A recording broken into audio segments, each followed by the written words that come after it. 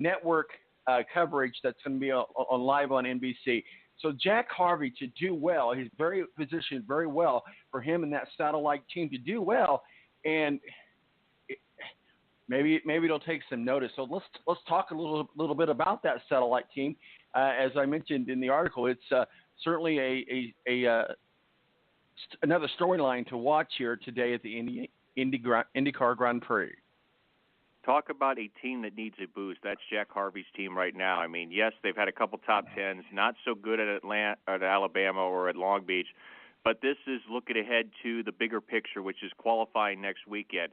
If you see my griditology list, I currently have Jack Harvey as among my last 4 to get into the field.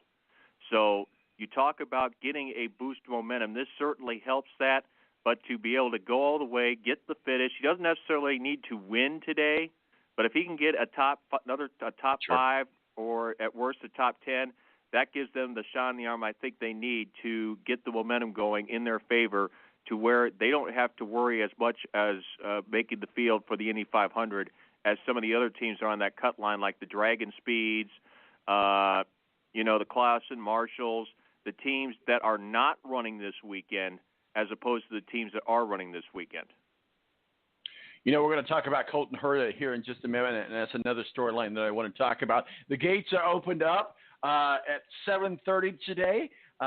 So, guys, know your zones. I tell you, if you're within driving distance, I know we're a national show, but if you're within driving distance of Indianapolis, 3 hours, maybe 4 hours, maybe we consider that driving distance, there's still some tickets available. You can literally walk up to the gate and buy a ticket. And the great thing about the IndyCar Grand Prix, I think in a lot of ways you want to get a general admission ticket. It only costs you $30, I think.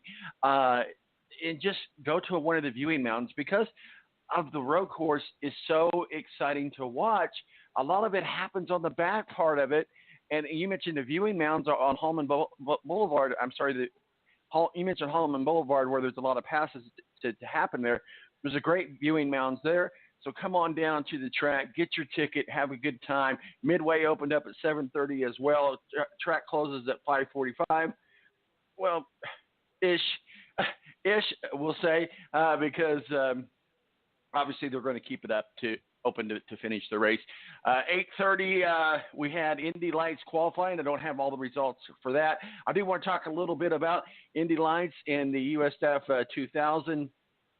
Obviously, in the Indy Pro, obviously they're the road to Indy, and let's talk a little bit about that developmental league. And Matthew, you know that a lot as you covered a lot more racing than I do, but. So certainly we've got Colton Herta, which was the Indy Lights sensation last year here in the Big Boys race in the NTT thing. But let's talk a little bit about the road to Indy. Well, I think right now, looking ahead to the road to Indy, you got a lot of, prospects in the road to Indy right now. I don't think you have necessarily guys who you say are ready for the next level just yet. You look at some of these guys. I mean, Zachary Clayman, yes, he does have an Indy 500 start next to his name, but the other names out there, Jared Andretti's making his first ever start. Chris Windham is making the transition from dirt cars to asphalt. So he's still, I think, at least a year, 2 or 3 away. And you've got decent prospects, Lucas Cole from Brazil, Julia Falchero from France, Dalton Kellett from Canada. But I don't think any of these guys necessarily are ready for the big time just yet. I think unlike the guys, the Colton Hertas and the Rosenquist who come through that were surefires, other than maybe Zachary Clayman, I don't think there's really anyone out there that you could say they need to be an IndyCar, they should be an IndyCar, even if they win the scholarship money for winning the championship at the end of this season in Indy Lights. I just think you don't have really a prospect out there that says, I am ready to make the jump to the next level, unless you're talking maybe a Zachary Clayman. Well, I was really excited to see Colton Herta where he's at, and I've been talking about this for a couple of minutes here about him and him being the other storyline. Colton Herta, I believe, completely dominated the Indy Lights series. We've got the Indy Lights race this afternoon around 1 o'clock, I believe, and that's a 35 lap. there at the road course. So we'll see what happens there. But Colton Herta certainly among one of the fastest in qualifying yesterday, and I believe he qualified fourth. So he's in the Fast Five. I knew that. I just couldn't remember where he ended up at. Good thing I got my notes here. But Colton Herta, enjoyed talking with him at the presser. I have not had the chance to really get to talk to him and know him over the few years that he's been in Indy Lights and in the road to Indy. He seemed kind of shy, which is normal, I guess. He seemed kind of just low-key, low voice.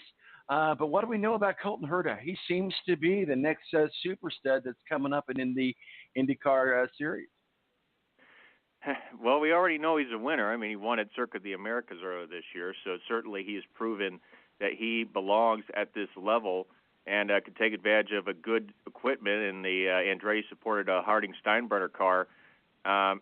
It's amazing how they were able to get, their spinach and get their P's and Q's back together after it started ugly for them. There was rumors at the start of the year that they didn't have the funds to run, and then they had to part ways with Pato O'Ward, who ended up at Team Carlin for a limited schedule.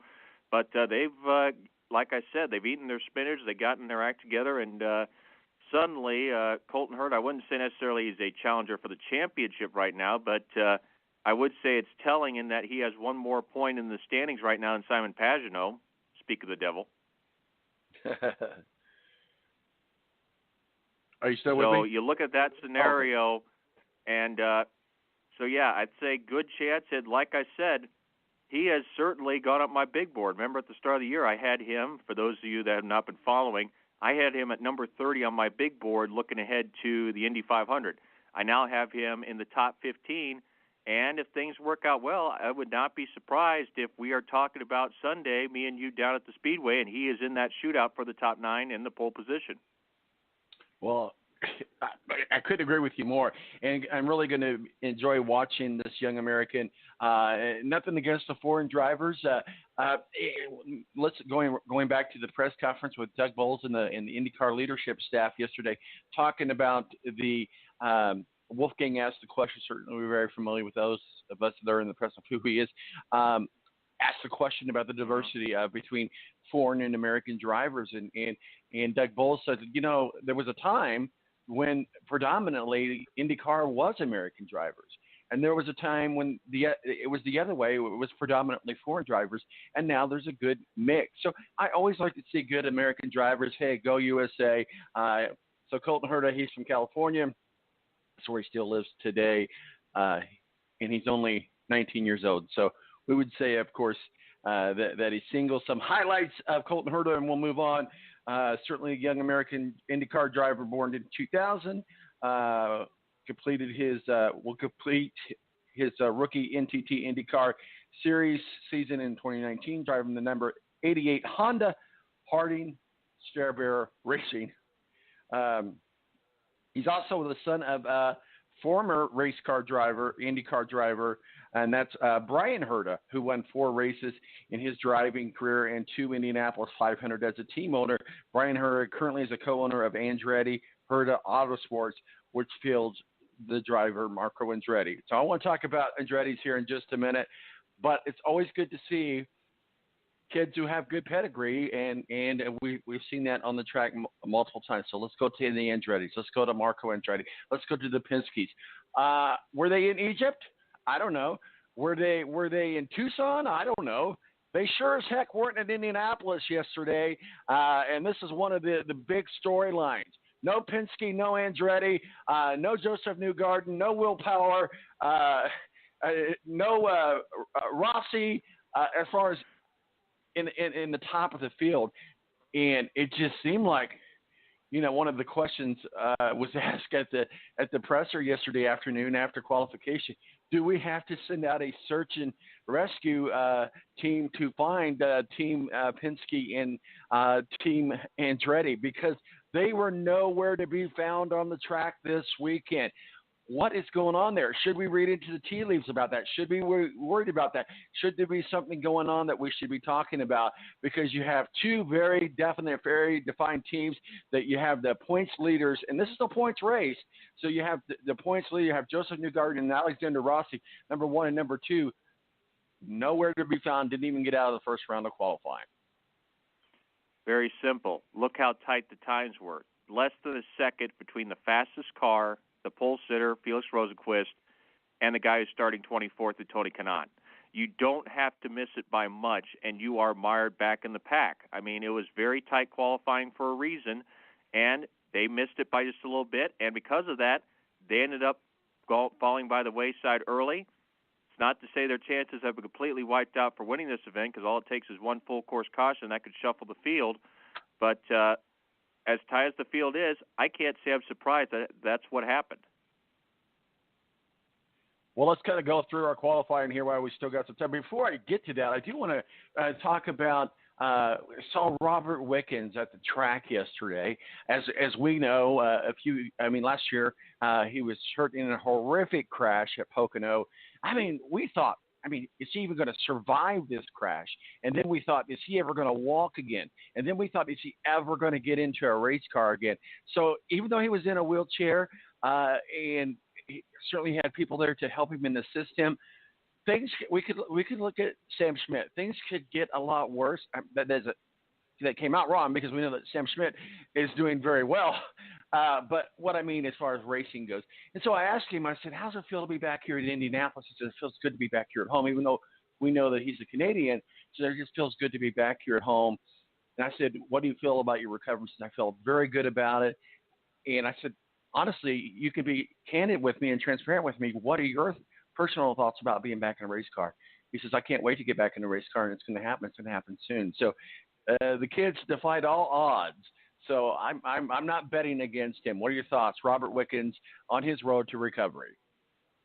I want to believe him on that, but until I see it, I'd say right now it's the question marks in my mind. Being able to walk again, I'd say, is his main concern and the main target. I don't know if he'll ever get into a race car again because those kind of injuries are tough to go through. And then the mental barrier of going through a crash like he did, I think is going to be another thing that's going to be tough for him to get through. But if he can, more power to him. But I'm still not necessarily banking or guaranteeing that he'll be back in a race car until that day comes. Because, like I said, the barriers, even though, he's jumped a bunch of hurdles already, he still has several more to go to before we're even talking about getting back in a race car again. That's first thing, is being able to walk unassisted on his own. And that's, considering the injuries that he's had to overcome, that's going to still be quite a mountain for him to climb. So his fellow Canadian and fellow teammate, James Hinchcliffe, again, not where we're used to seeing him at. He's a friend of the show. I had a chance to briefly talk with him yesterday, and that was before qualifying. I asked him a little bit about his setup, and he's like he feels good about it. He feels like he's got some work to do on it. So maybe he kind of had a hint that it wasn't going to be the best qualifying that they had. So he qualified 18th. Obviously, that's nothing to write home about. And obviously, that's probably going to be very hard to fight from behind. Can it happen? Yes. Will it happen? Likelihood not. But James Hinchcliffe, what are your thoughts on his qualifications yesterday? There just seems like there's a mental barrier right now at James Hinchcliffe in Indy because, remember, he almost suffered a failed accident in practice on the oval. He took debris to the head and suffered a concussion, was forced to pull out of a race in the IndyCar Grand Prix a few years ago. You wonder, yes, he's had the pole position here, but you wonder how many of those things one can take before you just absolutely become petrified of a place. And you wonder if that's starting to become with Hinchcliffe right now. I mean, I hope he has a good qualifying run next weekend and makes the show, obviously, but you wonder if that mental barrier is starting to get in his way a little bit, where that thing, I think I can, and goes to I'm not sure I can, and that's not necessarily what you want to see, but you wonder, with all the issues he's had to suffer through at this Speedway, that mental barrier is starting to get in his way a little bit. Yeah, and, that's, again, I think that's probably something that they don't talk about, but you're right, it is definitely there. I wanted to Yeah, Ryan Hunter-Reay. I want to make sure I had that right. He qualified 16th. Man, he was doing really good at first, and then something just happened, and they just decided to pack it in and go back to the bus and call it a day. But Ryan Hunter-Reay, again, a casualty, if you will, of the Andretti's.